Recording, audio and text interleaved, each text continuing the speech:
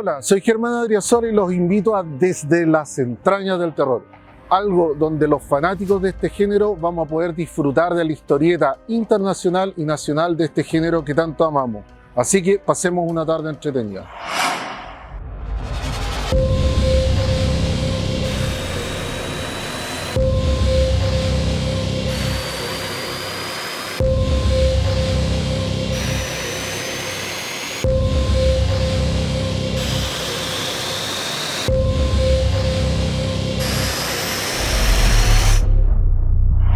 Tenemos que entender que a lo largo de la historia tenemos muchas publicaciones a nivel internacional que han marcado este género. Algunas pueden ser Vampirella, Ere, Tales from the Crypt y muchas otras que nos han brindado más de alguna forma de asustarnos y entretenernos, que lo hemos visto en el cine, hemos visto radioteatros en el tiempo pasado, lo hemos tenido en historieta. Inclusive sus historias y sus conceptos han sido llevados a la pintura y la ilustración. Pero, por decirlo de alguna manera, ¿cómo es la situación a nivel local? Tenemos que remontarnos entonces a los años 40, donde el radioteatro nacional era parte de la entretención diaria de las familias chilenas.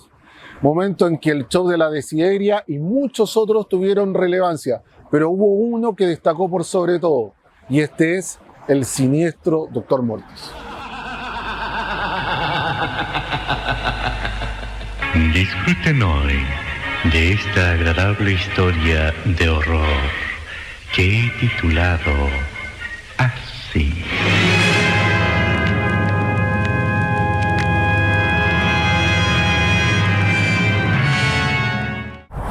En 1966, Juan Marino logra llevar este radioteatro tan exitoso que tenía a las páginas de la editorial Zig-Zag, donde se saca el cómic que hasta la actualidad es de culto. El siniestro Dr. Mortis empieza desde ese minuto una carrera con más de 90 números en esta editorial, para luego pasar a la editorial Quimantú, donde obtuvo más números aún. Y tras el tiempo, pasados los años 70, pasó a manos de la editorial Pincel, que en esa época toma la última y tercera corrida de esta revista que marcaría el género a nivel internacional, ya que fue conocido en muchas partes de Sudamérica. Mortis como revista de historietas tuvo alrededor de 170 publicaciones. La gracia de esta misma es que de cierta manera se empezó a introducir un personaje que era el mismo Mortis. Todo partió primero como un presentador de historias de horror, pero con el tiempo fue tomando preponderancia en las mismas y pasó a ser partícipe de cada una de las historias que él contaba. Así tenemos también que los mejores artistas de la época fueron parte del elenco que realizó estas historias en sus páginas, como por ejemplo Lincoln Fuente, Máximo Carvajal y muchos más. Con el tiempo nos pusimos a buscar a alguien de esa época dorada que nos pudiese contar algo, alguna anécdota, alguna historia sabrosa sobre este género. Y así fue como encontramos a Mario de Belda, que actualmente parte de su familia se encuentra en Holanda, y lo contactamos para la entrevista que veremos a continuación.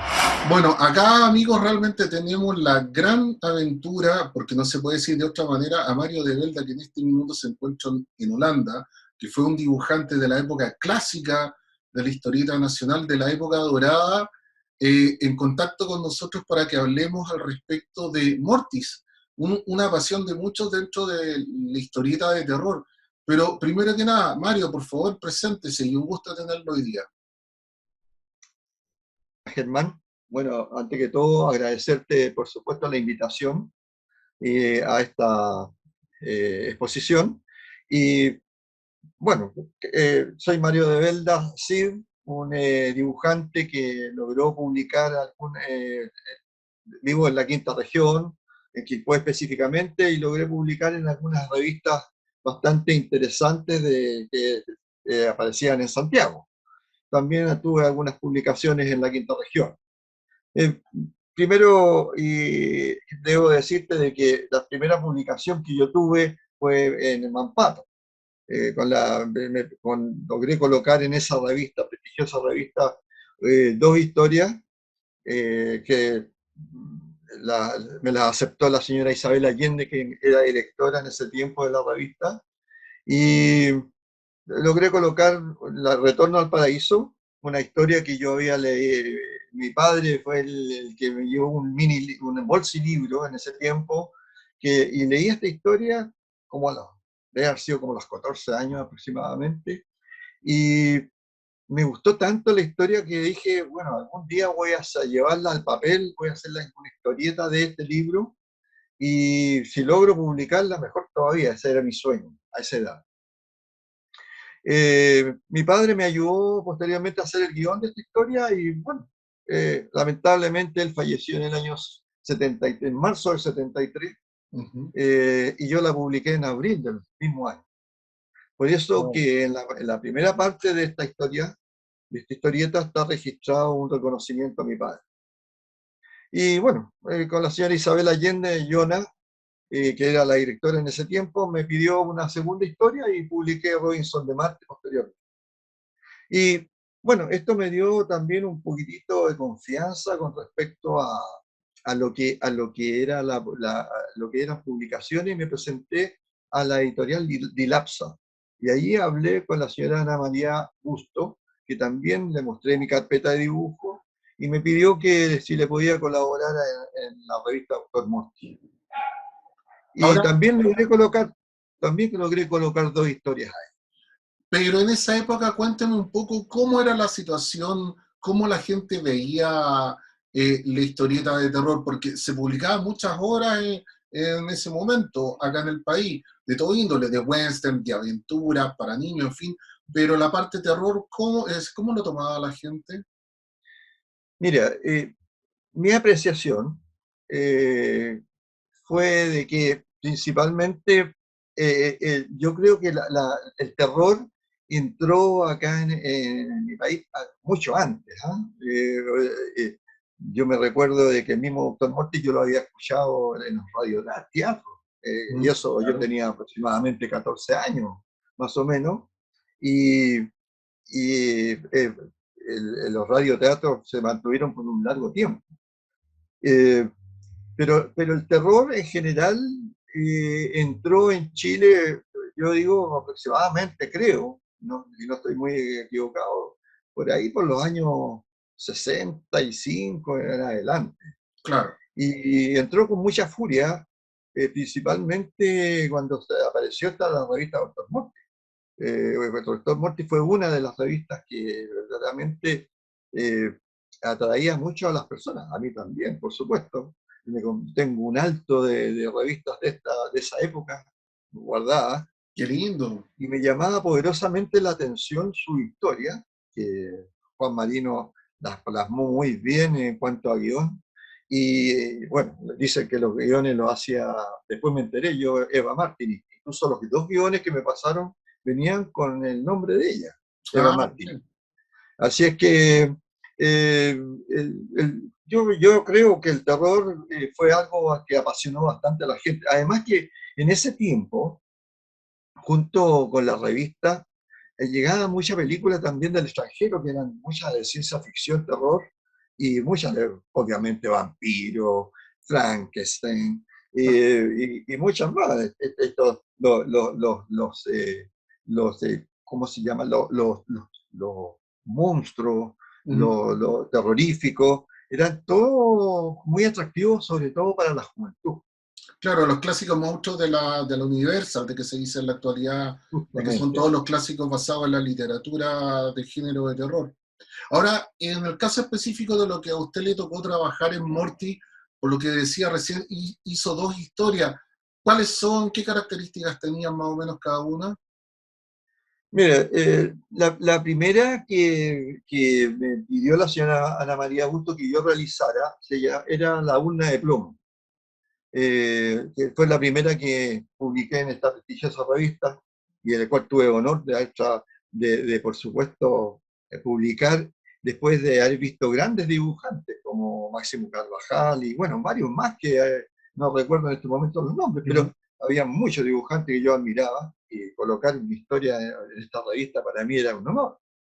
Y incluso en alguna oportunidad por ahí me topé también con el portadista Manuel Cárdenas, que en paz descanse, Claro. que fue un portadista por mucho tiempo dentro de la revista, y tuve la suerte de que me mostrara en alguna oportunidad cuando nos topamos ahí, conversamos aproximadamente como 20 minutos, que me mostrara una portada hecha en color. No sé, no soy muy experto en el color yo, pero parece que era como un poquitito, trabajaba un poco con el pastel, no sé, pero era una ilustración que me llamó pero poderosamente la atención, la encontraba extraordinaria. Y era una de las portadas que iba a aparecer posteriormente y apareció en una de las tantas revistas que se publicaron. Ahora, con respecto a la urna de plomo, esta historia tenía 30 páginas, había que realizarla en 30 páginas. Yo aproveché en las vacaciones, una de las tantas vacaciones que tuve, porque yo era profesor principalmente, Ajá. vivía el sueldo de profesor, y el dibujo para mí era un complemento. Entonces, en una de las vacaciones de verano, me acuerdo que me la traje a Quilpué, la planifiqué y la realicé en tinta. En ese tiempo se entregaba en blanco y negro. Y cuando la fui a entregar, me dieron aproximadamente para esas 30 páginas como un mes y medio, más o menos. Y la señora misma, Ana María Busto, la directora, me pidió de que si podía hacer una segunda historia. Y esas fueron las 4 velas. Estas eran 24 páginas y también me dieron aproximadamente como un mes, un poquito más para poder ejecutarla. Así que eso es más o menos y a grosso modo la historia que podría contarte o la Ajá. relación que tuvo más o menos con la revista Doctor Morte. Perfecto. Ahora, con respecto a su carrera en general como dibujante, ¿alguna anécdota por ahí con la cual podamos ir cerrando?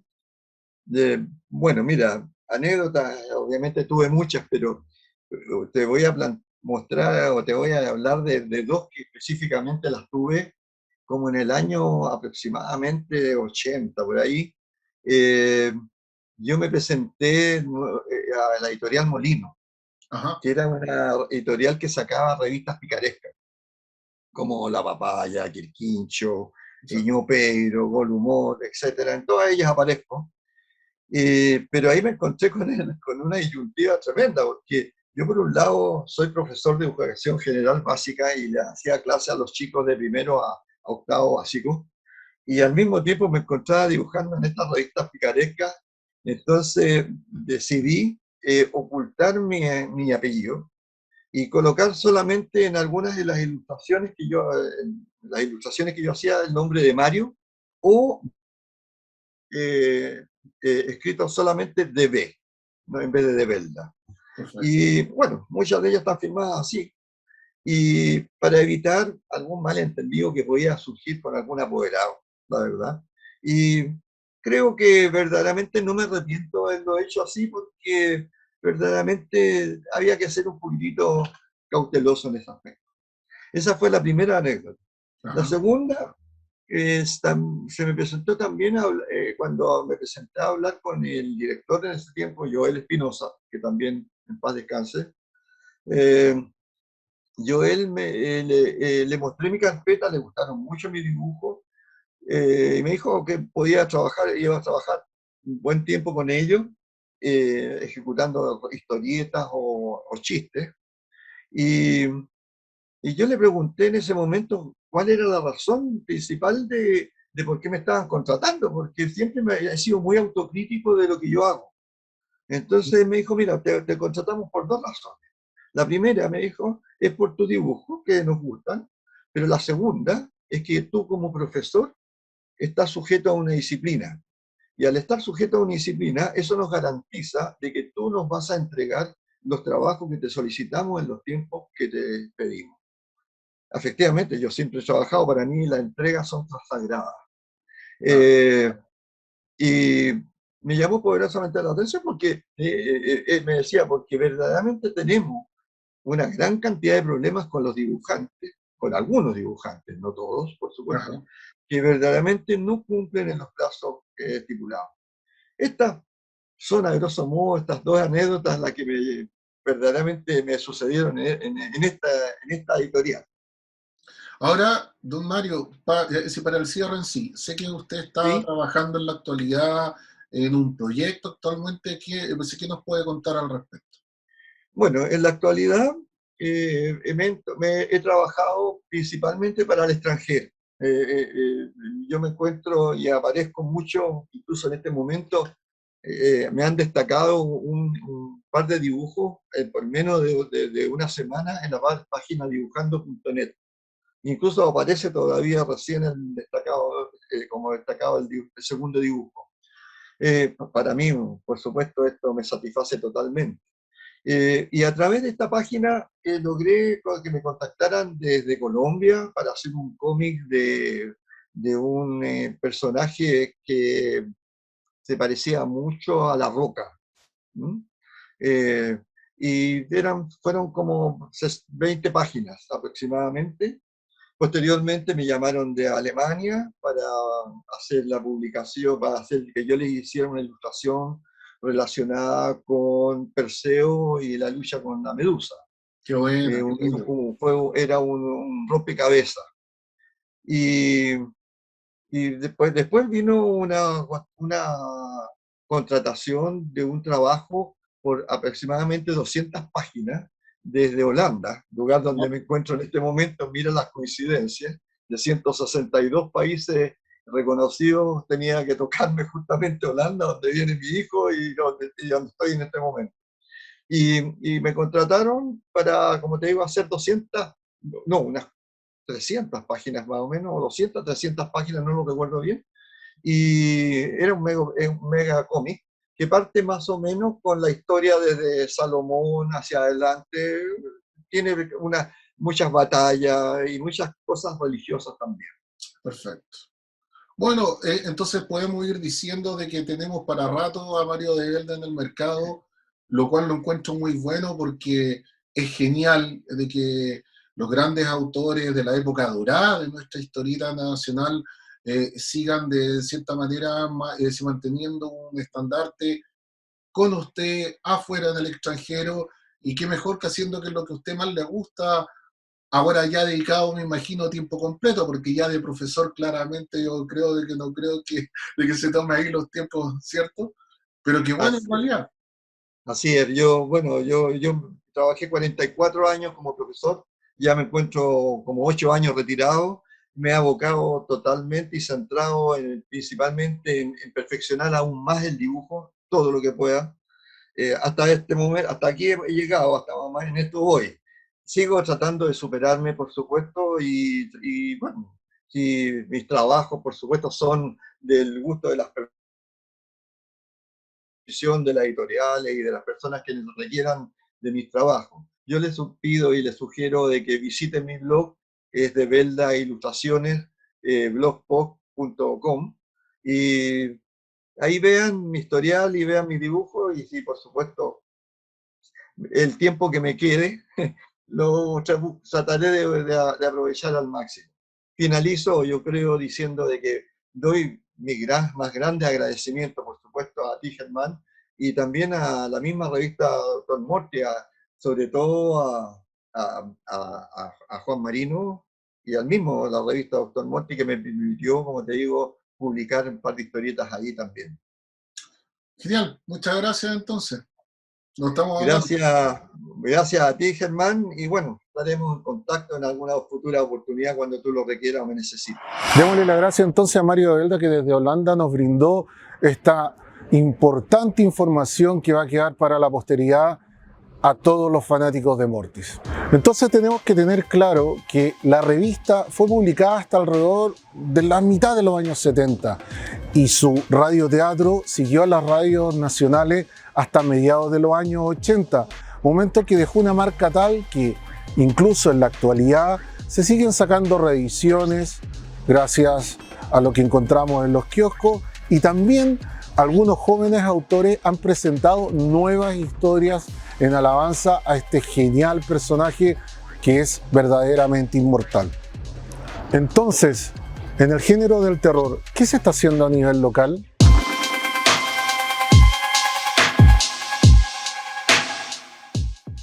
Para entenderlo bien, tenemos que remontarnos hace 10 años atrás, cuando de cierta manera, recorriendo las calles de Santiago, nos empezamos a dar cuenta que en los alrededores habían muchas aventuras que muchos de nosotros desconocemos, pero que de cierta manera los mitos urbanos nos los recuerdan cada cierto tiempo.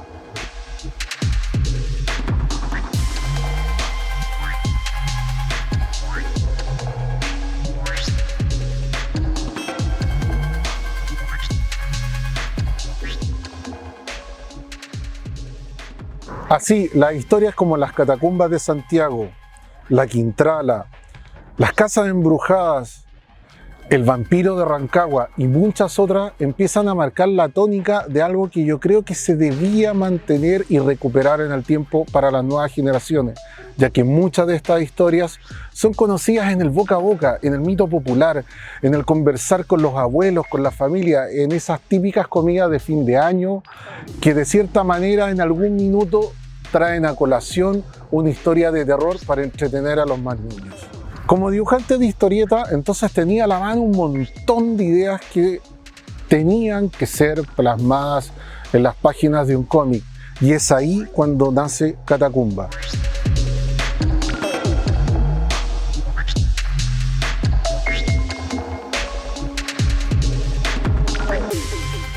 Un proyecto que parte en sí recorriendo las catacumbas de Santiago en cada una de sus viñetas.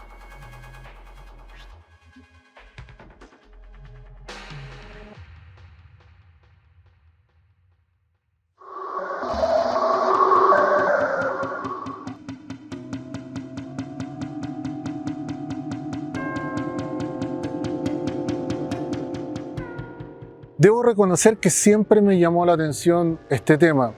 De niño me tocó la experiencia de estar en un subterráneo ahí por el centro de Santiago, donde en el mismo había un portón metálico gigante, el cual en una ocasión tuve la posibilidad de conocer que tras él había toda una historia para contar. Lugares que se conectaban entre sí por debajo de los edificios de Santiago Centro hacían vívido recuerdo que las catacumbas de Santiago eran posibles.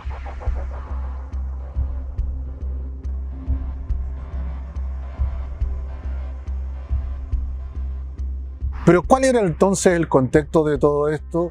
¿Cuál era la base histórica para entender que existieran estas catacumbas?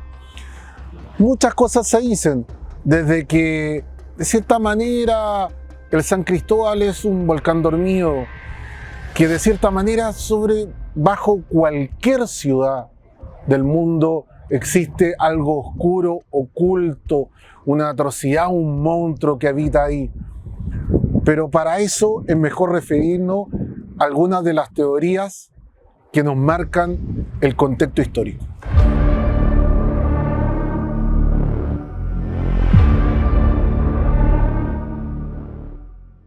El primer indicio parte directamente con Pedro de Valdivia.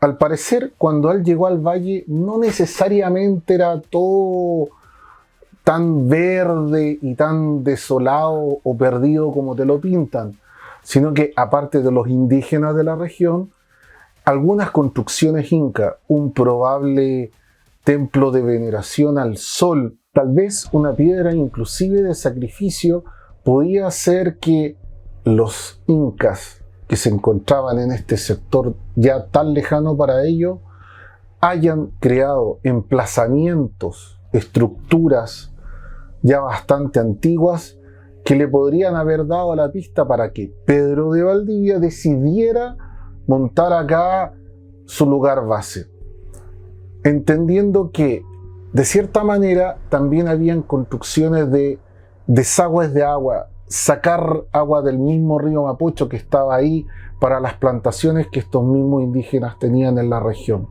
Entonces, si todo esto es tan añoso, muchos especulan que esas construcciones son las que dieron la base no solo para que la ciudad empezara a edificarse por sobre estas mismas, sino que también generaran los límites, las murallas, los techos para que se generaran estas catacumbas creadas por estos incas.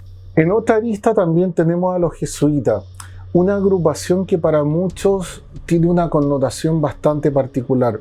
Ellos hicieron un trabajo bastante profundo de evangelización en la zona con los indígenas, pero al mismo tiempo sabemos, y siempre se especuló al mismo tiempo, que la recolección del diezmo y otros tesoros que supuestamente manejaban los tenían que ocultar en alguna parte. La historia dice, o más bien dicho, el mito habla que estos escondrijos, estas catacumbas, habrían sido elegidas por los jesuitas para esconderlos momentáneamente y así poder después en algún minuto sacarlos del país. Pero lo más sabroso de todo, y que es ahí donde yo empiezo como a tomar mucho al respecto, es que en 1929, tras las construcciones que se venían dando en el centro de Santiago, se empiezan a reencontrar, más bien dicho, todas estas construcciones subterráneas que el gobierno de Chile decide ocuparlas en un sentido turístico. Para ello, José Ignacio Camín y Ricardo Arteaga son enviados a Europa a recorrer, tanto en París como en Roma, las catacumbas que siempre se han encontrado en un formato turístico y así traer esa concepción al terreno local para poderlas habilitar con esa lógica. De ahí que se habla que en 1937 ya habrían sido abiertas al público para este recorrido turístico directamente con una entrada principal en lo que ahora es la Catedral de Santiago en la Plaza de Armas. Como todo evento teníamos que tener una prueba y para lo mismo se decidió en el momento convocar a 3 estudiantes de la Universidad de Chile junto a un guía que conocía bien la locación para poder hacer un recorrido previo. Algo así cuentan que tomarían una caminata por 4 pabellones, algunos pasillos laterales, un poco de recorrido para hacer esto interesante. Obviamente bajaron, pero paradojalmente algo ocurrió. Se dice que desde el principio estaba todo muy tenso y digamos que solamente salió uno con vida. Un diario de la época logró entrevistar a uno de los estudiantes que se salvó, el cual venía con rasmillo, venía a pies descalzos, algo muy extraño, y con heridas bastante particulares, algo que hizo correr rápidamente el mito que algo acechaba abajo. Y además, los cuerpos de quienes se perdieron nunca fueron encontrados. Esto hizo que de cierta manera se pensara si se iban a abrir al público o no, pero al pasar de los días claramente se dice que ya un 18 de septiembre se abrió definitivamente al público. El recorrido no era bastante largo, por lo tanto podíamos controlarlo, de cierta manera pensaba el gobierno del país, pero de a poco esto fue quedando de lado, entendiendo que a cada remesón, a cada terremoto que sufría el país en la región, generaba que se resquebrajara alguna muralla, algún pilar, algo que hiciera entrar nuevamente en refacciones y poder dar seguridad a quienes fuesen a bajar. De ahí a que en el fondo, definitivamente a mitad de los años 80, se dice que estas catacumbas nunca más pudieron volverse a abrir para el público. Quedaron ahí dando vuelta, pero el mito en su momento cada vez empezó a crecer más en el boca a boca de los comentarios de los chilenos. Cada una de estas ideas que vienen de los mitos nacionales los empecé a trabajar en cada uno de los números de la revista Catacumba. Así se me permitía presentar un mito urbano, un personaje, un concepto para que la gente joven pudiese conocerlo. Todo esto claramente acompañado del material histórico. Como buen fanático del terror, no me faltaron las ganas de presentar cada uno de estos conceptos en cada una de las revistas de Catacumba, en las cuales, como contaba, retomé para las nuevas generaciones cada una de estas historias y hacerlas perdurar en el tiempo. Así puedo entender fácilmente que un cómic de terror como Catacumba es único en este momento y donde verdaderamente poco se ha explorado en este género a nivel nacional en los tiempos actuales.